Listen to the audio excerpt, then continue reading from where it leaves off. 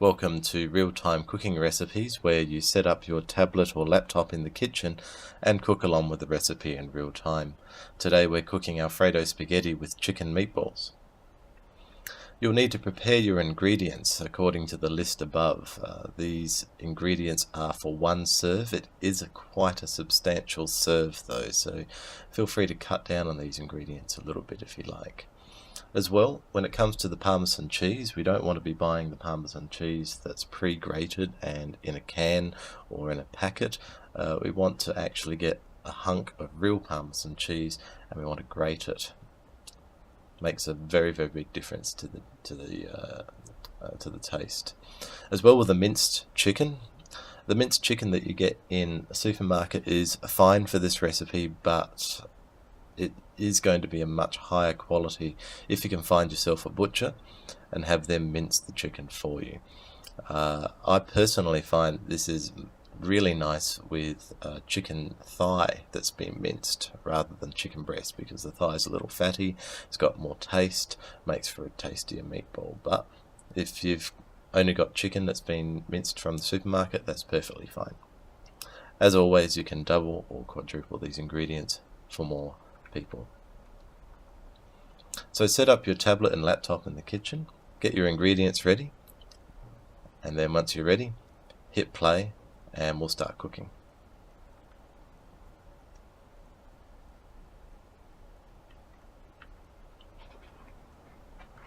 First of all, we need to turn on the oven. Now here I'm using quite a small oven, and this one heats up in no time at all, so I don't really need to preheat this oven. But if you're using a large standard oven, you may want to turn on the oven, let it get up to temperature, and then continue on with the rest of this recipe.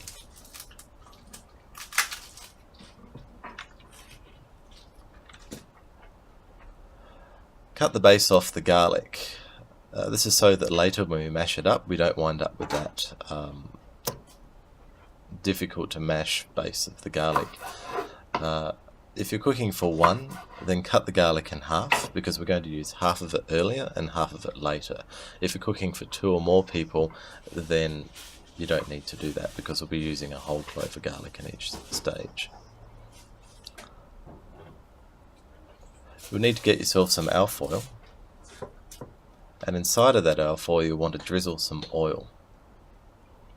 If you want to make things a bit easier for yourself, get 2 pieces of alfoil and drizzle oil into both of those pieces, so that way you're not going to burn your fingers later on when you're pulling out hot alfoil and then putting it back into the oven.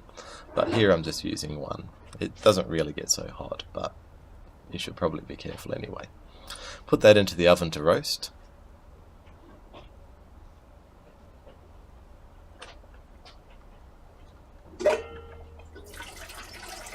Next we need to boil some water. If you're working on a traditional oven, then just put a pot of water on. If you're working in a constrained kitchen like this one, I work in a very small kitchen, I use a rice cooker for boiling water. It takes a long time for a rice cooker to boil up the water, so if you're doing that, then get yourself a kettle, boil it up in the kettle, and then put the boiling water in the rice cooker and set it to cook. Next we're going to mix some ingredients. First ingredient is the pesto.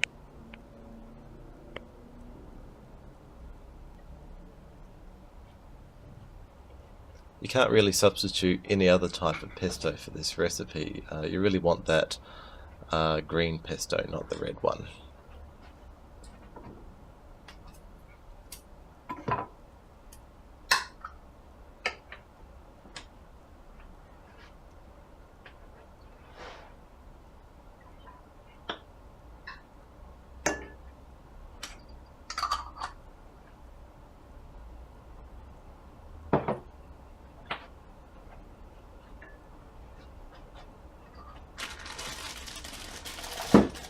I personally quite like this brand. I've only just shown it briefly, but it's a sort of a more Italian looking brand. We need some Parmesan cheese. Once again, an actual block of Parmesan cheese. Just grate that in. Parmesan cheese is going to keep in your fridge for a long time. It's a really good thing to have around.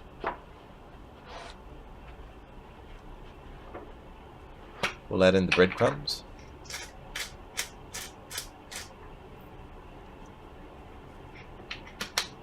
We'll add some pepper.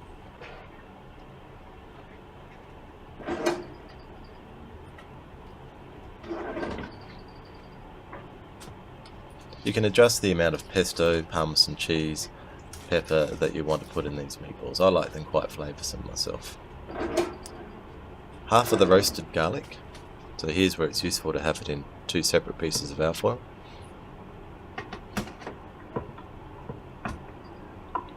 It may not be mushable yet. It probably takes a little longer than that. So you may need to squash it. If you have a garlic press, you may want to put it in there. But in either case, you really want to make sure it's chopped up nice and fine before you put it into the meatballs. But if you do want to roast the garlic a little bit earlier and put some extra time into the recipe, that's going to be good for the taste, and it means you can just mush this garlic and that's going to help it mix into the meatball much better. If you're trying to get things done in as little time as possible, then chop it up as finely as you can or put it in a garlic press.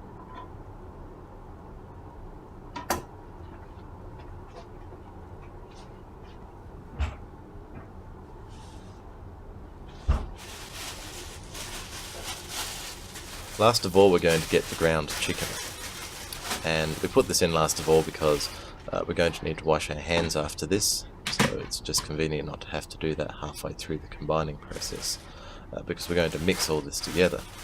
So no sense having to wash your hands, adding extra ingredients, and then once again having to wash your hands a second time.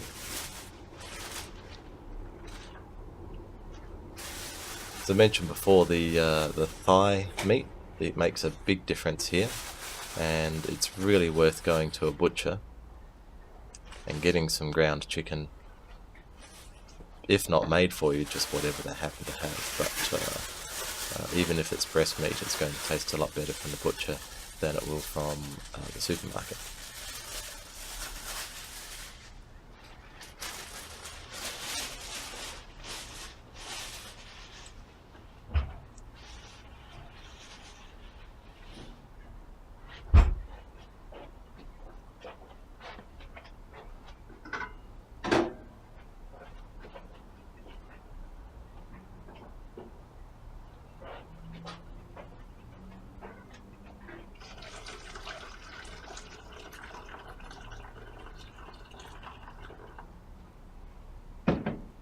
Water's boiling quite fine. I'm just adding some more boiling water here.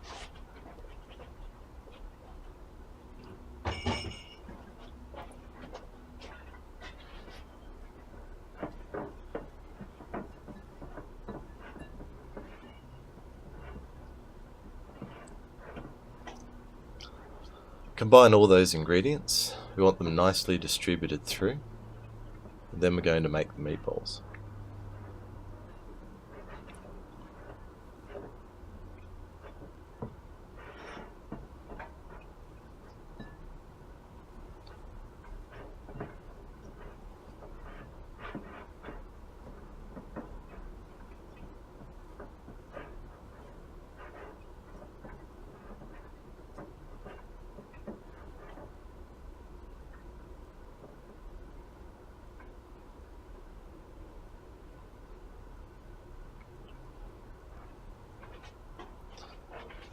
So we're starting to roll the mixture into balls. You should be able to make 5 or 6 per person. We don't want them too large because we'd like them to cook in the short amount of time that we're going to make this recipe in.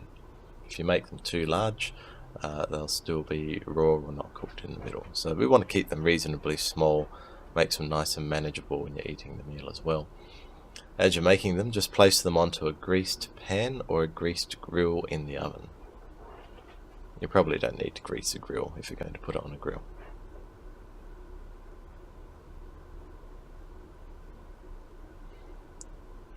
Just make sure that oven is 230 degrees.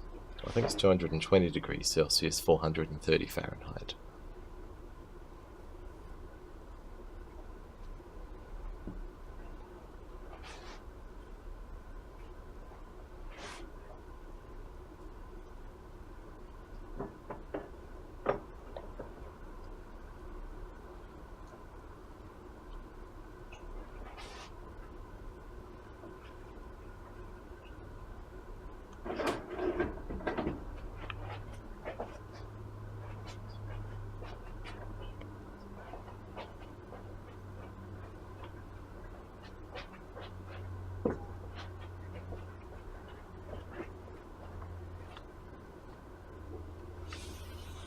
Now's a good time to wash your hands. I always double wash when I wash my hands when I'm working with food, and I also use a little pump rather than having a bar of soap, because I don't like the idea that whatever you've washed off is still sitting on the soap. But whatever works for you. But I think a double wash is good. Make sure you get under your fingernails as well.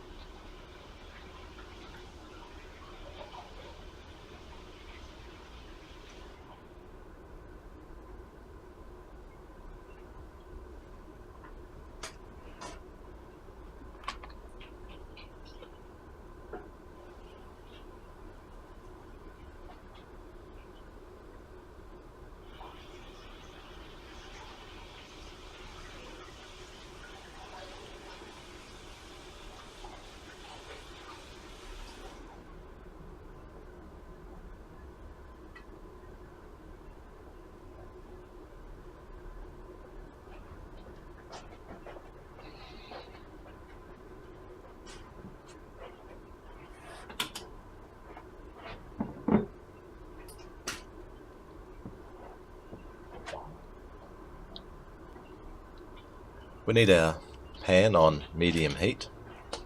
A fry pan or a pot is fine. And we'll add some olive oil to the pan.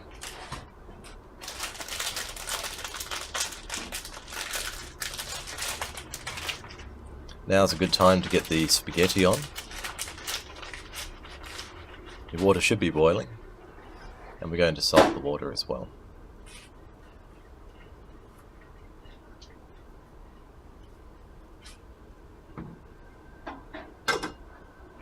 As always, you want to put a lot of salt into the water. You don't need to worry, not all of that salt is going to go into the spaghetti. In fact, most of it won't. But it just makes the spaghetti a bit more flavoursome. You'll hear the expression that you want the water that you boil your spaghetti in to be salty like the sea. You really want a lot of salt in there.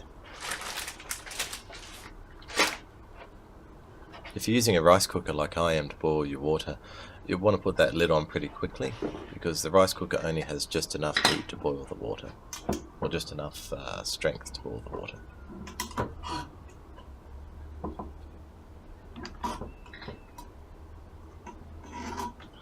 So now we need to chop up the sun-dried tomatoes.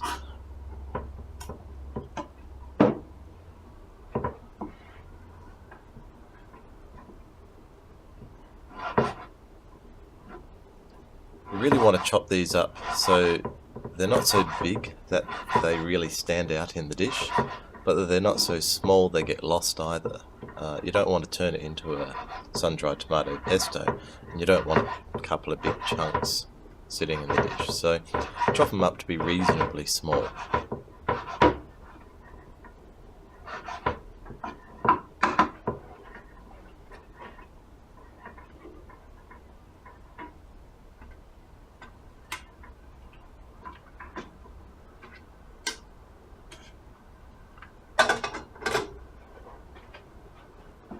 Probably shouldn't use your knife to stir spaghetti in a Teflon coated rice cooker.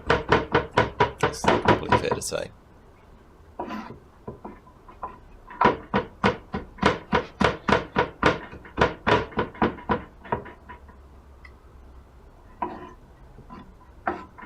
But always watch your fingers and thumbs when you're chopping things like this. You can see here how I'm keeping my fingers and thumb well out of the way.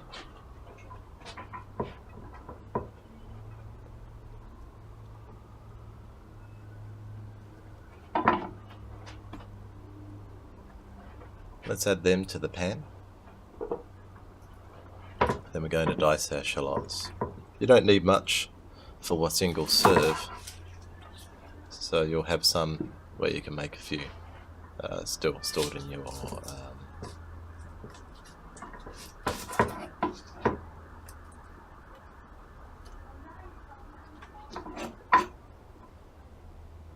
there you go.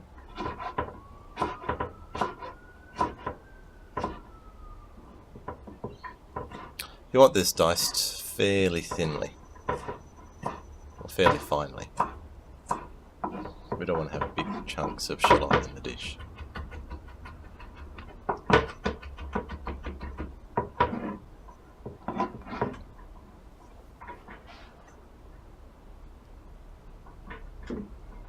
Again, fingers and thumbs completely out of the way. We'll get them into the pan and move on to the next part.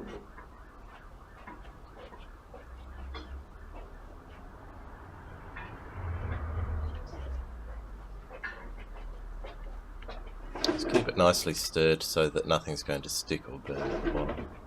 But it's only a medium temperature, so it shouldn't be getting too hot. Grab the second half of the roasted garlic. Watch your fingers, it's hot. And add that to the pan. So we're going to mash it down. At this stage it should be completely soft, so you can just take the skin off like that, mash it with a knife, and whack that into the pan.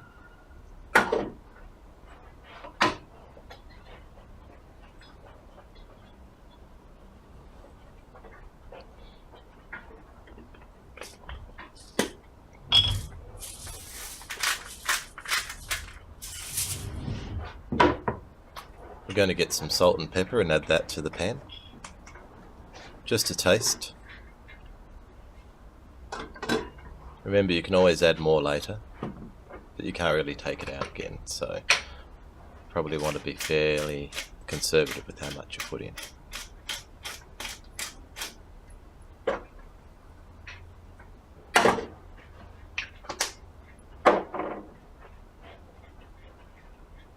If you can call that conservative.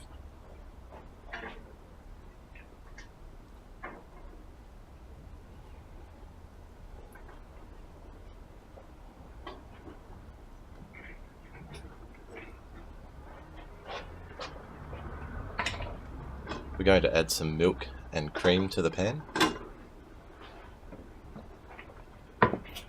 At this stage, the ingredients you've already got in there should be frying up. Not to the point of getting burnt by any means, but just getting nicely fried. So putting the milk and cream in is going to stop that process. We want to give it a bit of a chance to have a bit of a fry up in there.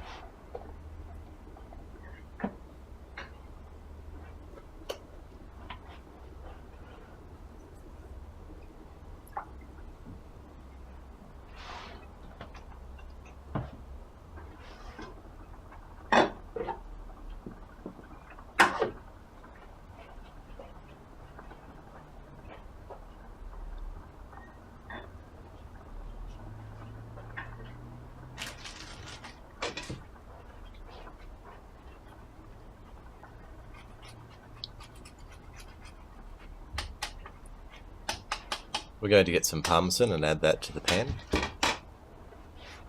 It's worth getting a good quality grater, it makes a big difference. The round ones or the square ones are awful. You want the one that's on a nice plane like I was using just then. Makes a huge difference. We also want to add some paprika. Again, to taste, I like quite a bit. I like my flavours quite strong, but whatever works for you. Give it a bit of a stir and then we're going to simmer and allow that to reduce.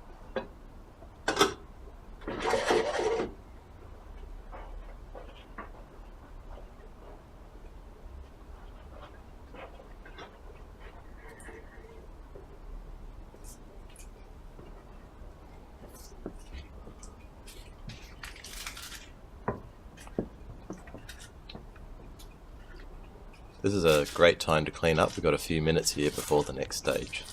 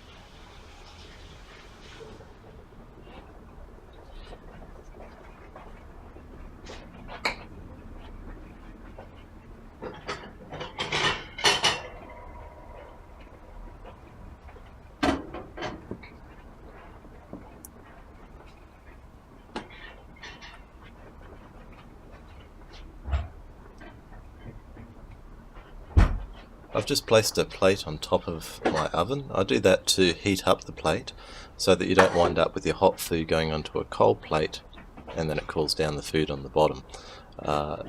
It's just an easy thing to do. Whack it on top of the oven, or perhaps even in the oven for just half a minute before you do the serving. That makes a big difference to your food. As well, I'm just stirring the sauce every now and then, or giving it a bit of a shake, just to keep it all mixed and not getting too hot on the bottom. But you may want to turn it down a little bit to a low temperature if you feel that it's simmering too fast. This one here is probably borderline, I would say.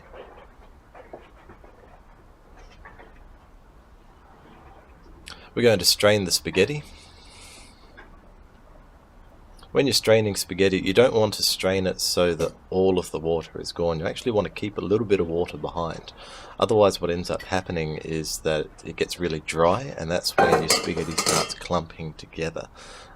It sort of relies on the sauce to get the moisture, and it makes the sauce not as saucy as you'd like. So leave a little bit of water when you strain it. I can't really see, it's up off the top of the video here, but I've put that onto the plate. Next we're going to get our meatballs, and we're going to put them on top of the spaghetti.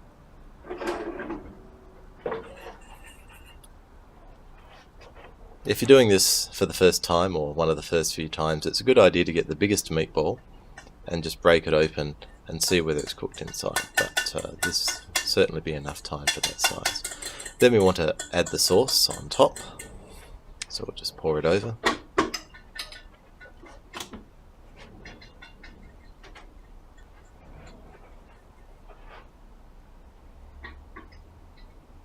And that should be everything. It's not too picturesque, but it is pretty tasty.